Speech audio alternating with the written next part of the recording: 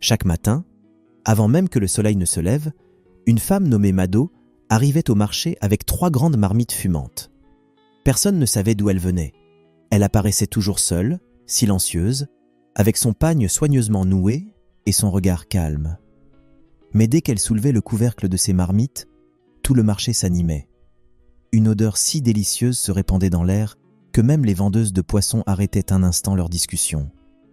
Les hommes quittaient les bars du coin, les enfants accouraient avec leurs assiettes, et bientôt, une file immense se formait devant son étal. Les gens disaient « La nourriture de Mado, c'est quelque chose d'autre ». Personne n'avait jamais goûté des repas aussi savoureux.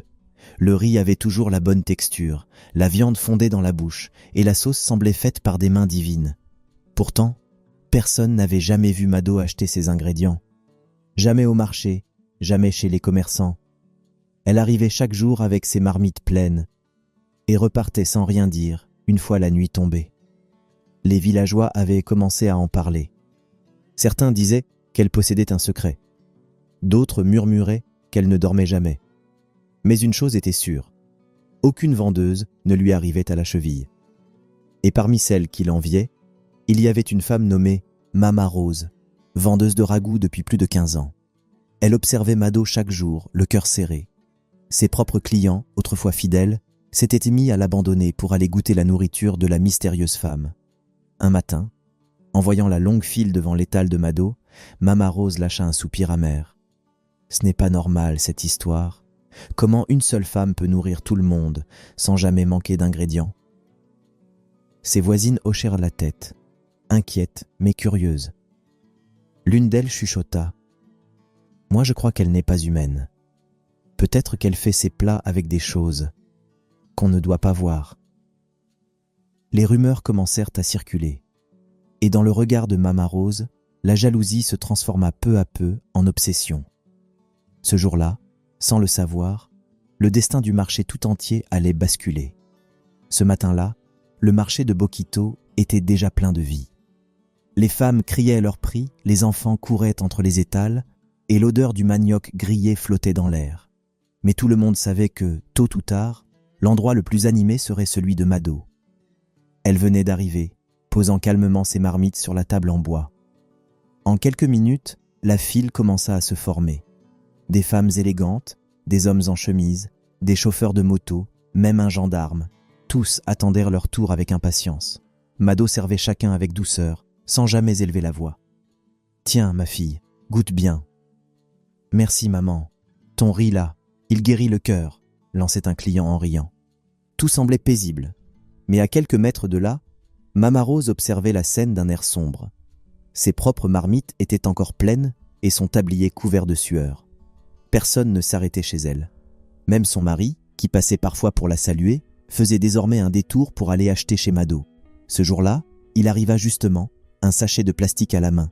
Il posa le repas sur la table et dit en souriant « Regarde, j'ai acheté le riz de Mado. C'est trop bon, il faut que tu goûtes. » Mama Rose sentit son cœur se serrer. Elle le fixa, les mains tremblantes. « Tu veux dire que tu manges encore chez elle? Après tout ce que je prépare ici ?» Son mari haussa les épaules. « Mais ce n'est pas pareil, Rose. Sa nourriture a un goût qu'on ne peut pas expliquer. » Elle resta muette. Ce n'était plus seulement la colère, c'était l'humiliation. Même chez elle, le nom de Mado régnait désormais. Le soir, pendant qu'elle rangeait ses marmites, ses pensées tournaient en rond. Les mots de son mari la blessaient plus qu'elle ne voulait l'admettre. Et quand elle repensa à cette file interminable de clients, une idée germa dans son esprit. « Demain, je vais la suivre », murmura-t-elle pour elle-même. « Je veux savoir d'où vient cette nourriture qu'elle sert chaque jour. » Cette nuit-là, Mama Rose ne dormit presque pas. Elle regardait le plafond, les yeux ouverts, tandis que le chant des grillons remplissait la pièce. Le visage de Mado lui revenait sans cesse. Son calme, son sourire mystérieux, et surtout, ses marmites pleines, chaque matin. Le lendemain, avant même que le coq ne chante, Mama Rose était déjà dehors, tapie derrière un muret, prête à suivre la femme que tout le monde admirait. Ce qu'elle allait découvrir allait glacer son sang pour le reste de sa vie. La lune brillait faiblement ce soir-là, dessinant des ombres étranges sur les chemins poussiéreux de Bokito. Le marché était vide, silencieux, presque méconnaissable. Les tables renversées, les restes de nourriture et les sacs abandonnés donnaient l'impression d'un lieu figé dans le temps. Cachée derrière un tas de sacs de manioc, Mama Rose attendait. Elle avait promis de découvrir le secret de Mado, et rien ne pouvait la faire reculer. Son cœur battait vite, ses mains tremblaient légèrement, mais sa curiosité était plus forte que sa peur. Après un long moment, elle vit une silhouette s'approcher dans l'obscurité. C'était Mado. Elle marchait lentement, portant un grand panier sur la tête. Pas un bruit, pas un mot, juste le son régulier de ses pas sur le sol. Mama Rose se baissa aussitôt, retenant sa respiration. Elle observa attentivement Mado traverser le marché, puis s'éloigner sur un petit sentier qui menait vers la forêt. Sans hésiter, Rose se mit à la suivre. Pieds nus pour ne pas faire de bruit, elle avançait à bonne distance. Chaque craquement de feuilles la faisait sursauter. Mais Mado continuait, droite, calme, comme si elle connaissait chaque pierre du chemin. Après une dizaine de minutes de marche, elles arrivèrent dans une petite clairière isolée. Là, Mado posa son panier à terre, s'agenouilla près d'un trou creusé dans le sol, et se mit à fredonner une mélodie étrange. Un son grave, presque hypnotique, que Mama Rose n'avait jamais entendu auparavant. Puis soudain, Mado frappa le sol 3 fois avec sa main. Le sol se mit à vibrer doucement, et à la stupeur de Mama Rose, quelque chose remonta de la terre. Une main, puis un bras, puis lentement, un corps entier, sans vie, émergea de la terre. Mama Rose se figea. Elle voulut crier, mais aucun son ne sortit de sa bouche. Son souffle se bloqua, ses jambes tremblaient. Elle venait de voir l'impensable. Mado tirait un cadavre du sol, comme si c'était la chose la plus normale du monde. La femme murmura quelques mots, puis ouvrit son panier. Elle en sortit un couteau, un bol, et commença à découper délicatement le corps, morceau par morceau. Mama Rose sentit la bile lui remonter à la gorge. Elle recula lentement, les larmes aux yeux, la main sur la bouche pour ne pas hurler. Mais au moment où elle fit un pas de trop, une brindille se cassa sous son pied. Crac Mado leva brutalement la tête. Son regard se fixa droit sur les buissons où Rose se cachait. Un long silence s'installa. Puis, Mado dit d'une voix froide, « Sors de là, je sais que tu es là. » Mama Rose resta immobile, espérant que la femme se trompait. Mais Mado tendit la main vers elle, et dans un souffle presque surnaturel, murmura quelques mots incompréhensibles. En une seconde, Rose sentit une force invisible la tirer en avant. Elle tomba au sol, à genoux, juste devant Mado. Le visage de la cuisinière n'avait plus rien d'humain. Ses yeux brillaient d'une lueur étrange, et sa voix résonna dans la nuit. « Tu voulais connaître mon secret ? Maintenant tu le sauras, mais tu n'en parleras jamais. » Avant que Rose ne puisse réagir, Mado toucha son front. Un vent glacial souffla, et Rose sentit ses oreilles se boucher, sa gorge se serrer. Elle essaya de crier, mais aucun son ne sortit. Elle était devenue muette. Mado la fixa longuement, son expression redevenue calme, presque douce. « Retourne chez toi, Mama Rose, mais souviens-toi, le silence, c'est la seule chose qui te sauvera. » Rose recula, tremblante, les yeux remplis de larmes. Elle courut à travers la forêt, sans se retourner. Mais dans son ventre, quelque chose la brûlait. Comme si ce qu'elle avait vu avait laissé une marque en elle. Ce soir-là, sous la lune pâle, Mama Rose comprit que certaines vérités ne devraient jamais être découvertes. Quand Mama Rose rentra chez elle cette nuit-là, elle n'était plus la même femme. Son pagne était couvert de poussière, ses mains tremblaient, et ses yeux, rouges et vides, fixaient le sol sans cligner. Son mari, encore éveillé, sursauta en la voyant entrer. « Rose, mais tu étais où à cette heure ?» demanda-t-il inquiet. Elle voulut répondre, mais aucun son ne sortit de sa bouche. Elle posa les mains sur sa gorge, essaya encore, les larmes aux yeux. Rien, pas même un souffle de voix. « Hé, Rose, qu'est-ce qui t'arrive ?» s'écria-t-il paniqué. Elle fit signe, tenta de mimer, de montrer quelque chose, mais il ne comprenait pas. Son mari crut d'abord à une crise, puis à un sort. Et il avait raison. Toute la nuit, Rose resta assise au bord du lit, le regard perdu. Elle revoyait encore le visage de Mado dans la clairière, les mains couvertes de sang, le corps qui sortait de la terre, et ses yeux qui brillaient dans le noir. Chaque fois qu'elle fermait les yeux, elle revoyait la scène. Et un frisson la traversait de la tête aux pieds. Le lendemain matin, son mari appela un voisin pour chercher de l'aide.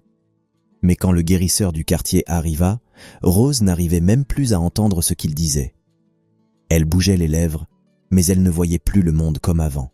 « Elle ne parle pas, et elle n'entend pas non plus », murmura le guérisseur après l'avoir examinée. Il secoua la tête gravement.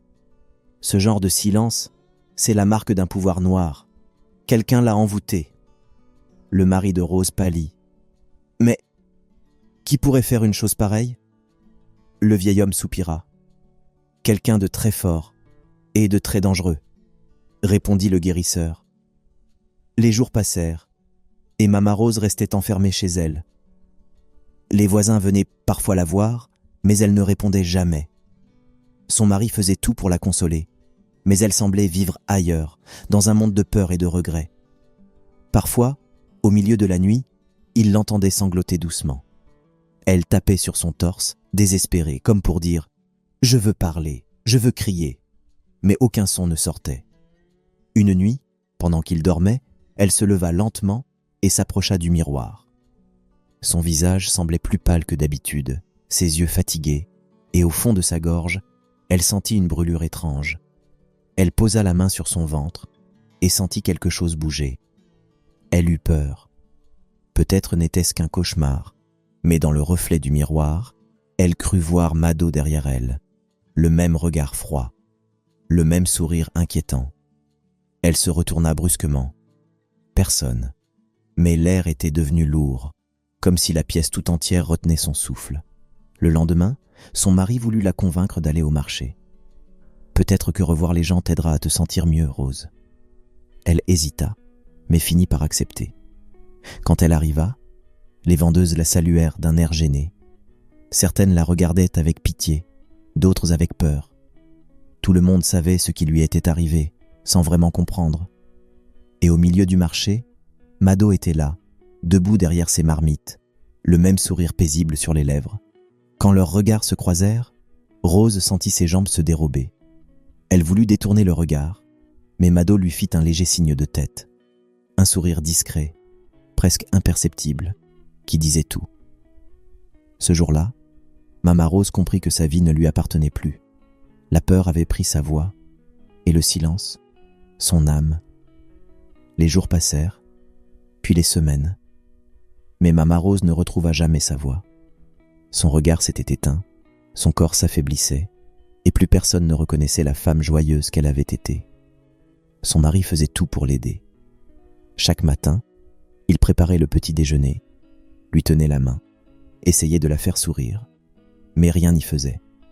Rose semblait vivre dans un autre monde, un monde d'ombres et de silence. Parfois, au milieu de la nuit, il la retrouvait assise sur le sol, le regard vide, fixant un point invisible. Elle écrivait des mots sans suite sur le sol, avec la cendre du foyer. Des mots qu'il ne comprenait pas. Terre, sang, silence. Son mari se disait que c'était la folie. Mais lui, au fond, savait qu'il s'agissait de quelque chose d'autre. Quelque chose qu'il n'aurait jamais dû ignorer. Un soir, il rentra plus tôt du marché. Il voulait lui faire plaisir, lui apporter le plat qu'elle aimait autrefois. En entrant dans la maison, il posa le sachet sur la table et lança gaiement. « Regarde, j'ai acheté la soupe de Mado.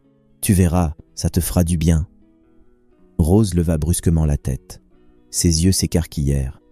Elle se mit à secouer la tête frénétiquement, les larmes coulant sur ses joues.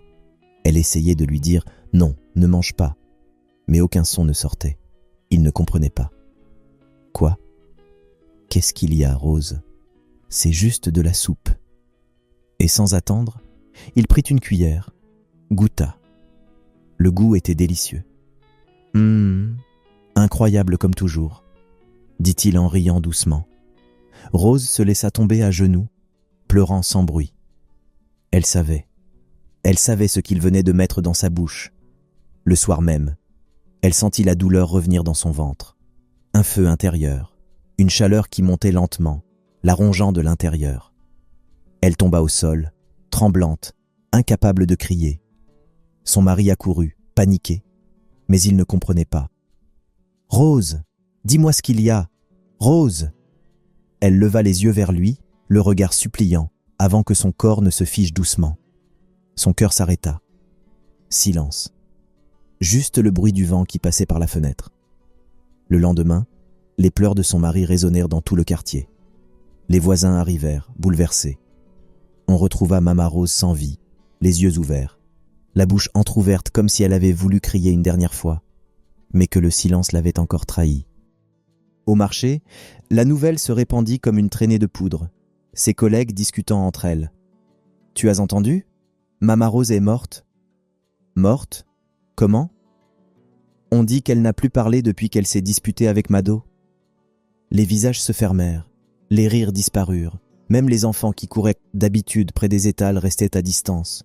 Tout le monde regardait désormais Mado, autrement. Elle, pourtant, restait la même. Toujours calme, toujours polie, toujours souriante. Mais quand on la croisait dans les ruelles du marché, un frisson parcourait le dos de chacun. Et certains disaient à voix basse, « Si elle est vraiment derrière tout ça, alors que Dieu nous protège. » La mort de Mama Rose secoua tout le village. Mais au milieu des pleurs et des murmures, une femme refusa de rester silencieuse. Elle s'appelait Anjoli, vendeuse de légumes au même marché.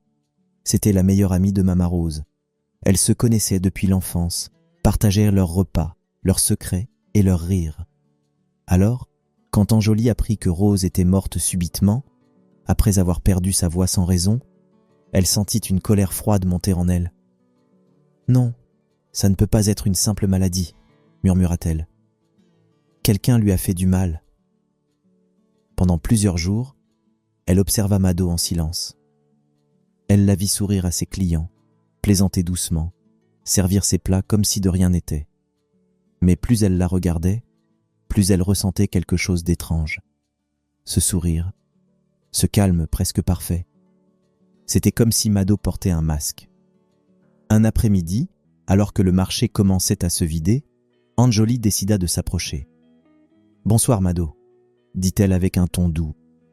Mado leva la tête, surprise, puis répondit calmement. « Bonsoir ma sœur. Tu veux goûter ma sauce ?»« Non, pas aujourd'hui, » répondit Anjoli.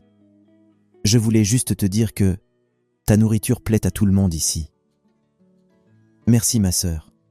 Dieu est grand, » répondit Mado en souriant. Mais derrière son sourire, Anjoli vit une ombre passer dans ses yeux. Une lueur froide, brève, mais bien réelle.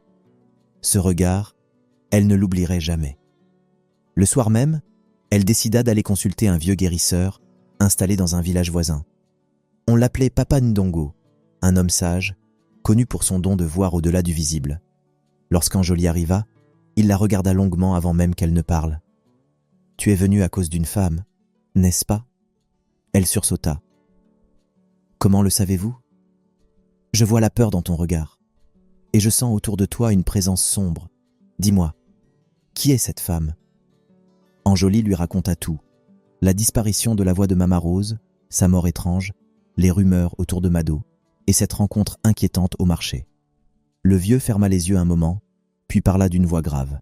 « Cette Mado n'est pas une femme ordinaire. Ce que tu décris, ce sont les signes d'une personne liée à des forces anciennes. Mais si tu veux l'affronter, tu devras d'abord te protéger. » Il se leva, prit un petit sachet enveloppé dans du tissu rouge et le posa dans la main d'Anjoli. « Garde cela sur toi. Ne dors jamais sans. Et surtout, ne mange rien venant de sa main. » Elle hocha la tête, émue mais déterminée. Avant de partir, le vieux ajouta d'une voix basse, « Si tu veux la vérité, suis-la la nuit. Mais souviens-toi, tout ce que tu verras pourrait changer ta vie pour toujours. » Sur le chemin du retour, Anjoli sentit son cœur battre fort. Elle savait qu'elle allait risquer sa vie, mais quelque chose en elle refusait de reculer. Pour Rose, pour la vérité, pour la paix du village. Et cette nuit-là, elle décida de passer à l'action. Cette nuit-là, le ciel était lourd et sans lune. Un vent froid balayait les ruelles du village, faisant claquer les tôles et frémir les feuilles des manguiers. Le marché, d'ordinaire si bruyant, reposait dans un silence presque inquiétant. Cachée derrière un étal renversé, Anjoli attendait. Son cœur battait fort. Elle avait enroulé le petit talisman de Papa Ndongo autour de son poignet et murmurait une prière à voix basse. Soudain, elle entendit des pas légers, réguliers. Elle se pencha doucement et la vit. Mado, comme toujours, seule, avec son panier sur la tête. Elle avançait d'un pas lent, le regard fixe, comme guidée par une force invisible. Anjoli se mit à la suivre, discrètement, son souffle coupé. Elles traversèrent le marché, puis un petit sentier qui menait vers la brousse. Chaque bruit de criquet résonnait comme un avertissement. Chaque branche qui craquait faisait trembler Anjoli. Mais elle continua. Elle voulait savoir. Après quelques minutes de marche, Mado s'arrêta dans une clairière. C'était le même endroit où Mama Rose avait disparu cette nuit-là. Sous la lumière pâle des étoiles, Mado posa son panier à terre, puis frappa le sol 3 fois.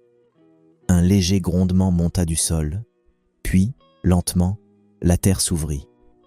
Anjoli écarquilla les yeux. Un corps sans vie émergeait du trou, comme aspiré vers le haut par une force invisible. La scène était irréelle. Le visage du mort était livide, les bras raides. Mado, impassible, sortit un couteau et commença à découper la chair du cadavre, la plaçant délicatement dans son panier. Anjoli mit une main sur sa bouche pour ne pas crier. Elle tremblait de tout son corps. La vérité qu'elle cherchait, elle la voyait de ses propres yeux. Mais cette fois, elle avait un plan. Elle sortit discrètement son téléphone de sa poche et commença à filmer. Ses mains tremblaient, mais elle tenait bon. Chaque mouvement, chaque geste de Mado était enregistré. Elle savait qu'avec cette preuve, plus personne ne pourrait nier ce qu'était vraiment cette femme. Mais au moment où elle s'apprêtait à s'éloigner, un bruit de pas derrière elle. Elle se retourna lentement. Mado la fixait. Ses yeux brillaient dans l'obscurité. « Toi encore ?» murmura-t-elle d'une voix glaciale. « Tu ne comprendras donc jamais. » Anjoli recula, le cœur battant à tout rompre. « Ne t'approche pas !» cria-t-elle d'une voix tremblante. Mais Mado avança, son couteau à la main. Alors Anjoli serra le talisman de toutes ses forces et cria le nom de Dieu. « Seigneur, aide-moi !» Un vent violent se leva aussitôt, soufflant la poussière tout autour d'elle. La flamme du feu de Mado s'éteignit brutalement, plongeant la clairière dans le noir total. Mado hurla de rage. « Tu ne sais pas à qui tu t'attaques !» Mais Anjoli ne bougea pas. Elle leva son téléphone bien haut et dit d'une voix forte « Cette fois, tout le monde saura qui tu es vraiment !» Mado recula, furieuse. Son visage semblait se déformer sous la colère, comme si 1000 visages cherchaient à sortir d'un seul. Puis, d'un geste brusque, elle disparut dans un souffle de vent. Le silence revint. Anjoli, tremblante, courut à travers la brousse, serrant son téléphone contre sa poitrine. Elle venait de risquer sa vie. Mais désormais, elle détenait la vérité. Ce qu'elle ignorait, c'est que cette nuit-là, la guerre entre la lumière et les ténèbres venait tout juste de commencer. Le lendemain matin, le marché de Bokito s'éveilla dans son brouhaha habituel. Les femmes installèrent leurs étals, les enfants couraient pieds nus, les clients marchandaient bruyamment. Mais ce jour-là, l'air semblait différent. Un murmure courait de bouche en bouche. Anjoli a quelque chose à montrer. On dit qu'elle a vu Mado faire des choses étranges. Anjoli arriva, droite, le regard décidé. Son téléphone serré dans la main, elle traversa le marché sans un mot. Les regards se tournèrent vers elle, certains curieux, d'autres moqueurs. Au centre du marché, le chef du village, entouré des anciens, l'attendait. À ses côtés, Mado, calme comme toujours, les mains croisées devant elle. « Anjoli !» commença le chef d'une voix grave. « Tu dis que cette femme cache un secret dangereux, mais tu comprends que ce sont de graves accusations. As-tu des preuves ?» Anjoli hocha la tête. « Oui, chef, j'ai tout filmé. » Elle connecta son téléphone à l'écran que les jeunes du quartier avaient installé à la hâte. La foule s'approcha, tendue, silencieuse. Puis la vidéo commença. Sur l'écran, on voyait clairement Mado dans la clairière, frapper le sol, puis le corps sans vie qui émergeait de la terre. Les gens crièrent, certains reculèrent, d'autres se couvrirent à la bouche de stupeur. Et quand on vit Mado découper les morceaux du cadavre pour les mettre dans son panier, Un hurlement d'horreur traversa tout le marché. Les femmes tombèrent à genoux, les hommes se signèrent, les enfants pleuraient. Le chef du village resta sans voix. Il tourna lentement la tête vers Mado, qui, cette fois, ne souriait plus.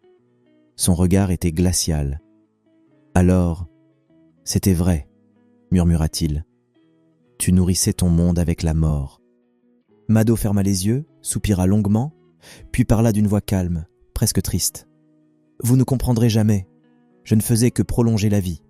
Chaque repas que vous mangiez contenait l'énergie de ceux qui avaient quitté ce monde. C'est grâce à moi que vous étiez forts, que vous guérissiez vite, que vos enfants ne tombaient pas malades. » La foule se mit à crier. « Sorcière! Tueuse! Tu as maudit ce marché !» Mais Mado resta droite, impassible, pendant que les gendarmes s'approchaient pour l'arrêter. Anjoli, elle, ne bougea pas. Elle la regardait fixement, le cœur serré entre la peur et la compassion. Mado tourna la tête vers elle et dit lentement : « Tu crois avoir gagné, Anjoli, mais certaines choses ne meurent jamais. Tu m'as enlevé la parole, mais tu ne pourras pas effacer ma trace. » Les gendarmes la saisirent et l'emmenèrent, sous les cris et les insultes du village. Ce jour-là, la vérité éclata enfin. Mais le marché ne fut plus jamais le même. Plusieurs jours plus tard, le chef fit venir Anjoli dans son palais. « Tu as sauvé ton peuple, ma fille, » dit-il avec respect. « Grâce à ton courage, nous avons été délivrés du mal. » Anjoli baissa la tête, humble. « Ce n'est pas moi, chef, c'est Dieu qui m'a donné la force. » Mais malgré tout, chaque fois qu'elle passait près de la clairière, elle sentait encore un vent froid lui effleurer la peau. Et certaines nuits, quand tout le monde dormait, elle jurait entendre une voix dans le vent murmurer son nom. Quelques jours après son arrestation, Mado fut conduite dans une cellule de la gendarmerie du district. Les habitants du village croyaient enfin pouvoir dormir en paix. Mais la paix, elle, mit du temps à revenir. Chaque nuit, les gendarmes qui montaient la garde affirmaient entendre des voix étranges venant de sa cellule, des murmures graves, comme des prières dans une langue ancienne. Parfois, ils disaient voir une lueur rouge passer sous la porte et une odeur d'encens flotter dans l'air. Un matin, alors que le soleil commençait à se lever, le chef de poste entra pour lui apporter de l'eau. Quand il ouvrit la porte, Mado était étendu au sol. Ses yeux étaient ouverts, mais vides. Autour de son corps, une fine couche de cendre dessinait un cercle parfait. Elle était morte. Personne ne comprit ce qui s'était passé. Aucune trace de lutte, aucun bruit la nuit précédente. Juste ce cercle mystérieux, comme si la terre elle-même l'avait reprise. Quand la nouvelle arriva au village, le silence tomba sur tout le marché.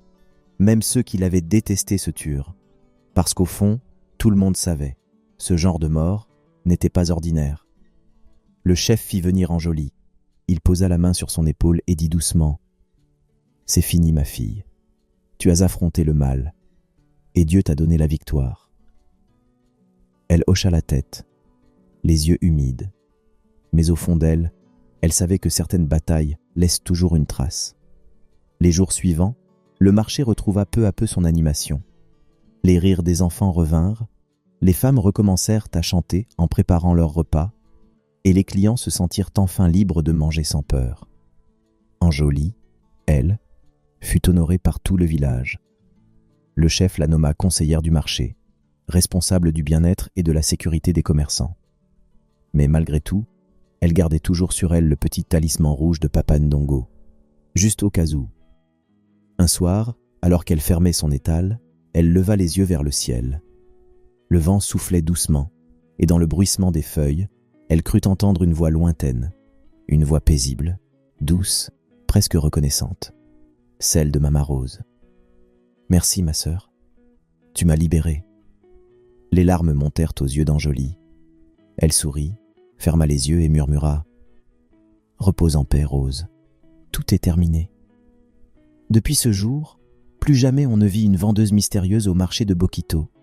Mais la légende de Mado la cuisinière resta gravée dans les mémoires. Et chaque fois que quelqu'un parlait d'elle, on murmurait ces mots : « La jalousie détruit. » Mais la vérité finit toujours par trouver son chemin.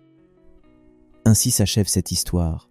Une histoire de mystère, de jalousie, mais aussi de foi et de courage. Mado pensait pouvoir cacher ses secrets pour toujours. Mais tôt ou tard, tout finit par se révéler. Chacun de nous, un jour, fera face à la tentation du silence ou de la peur. Mais souvenez-vous, le mal ne disparaît pas quand on ferme les yeux. C'est en l'affrontant qu'on retrouve la paix.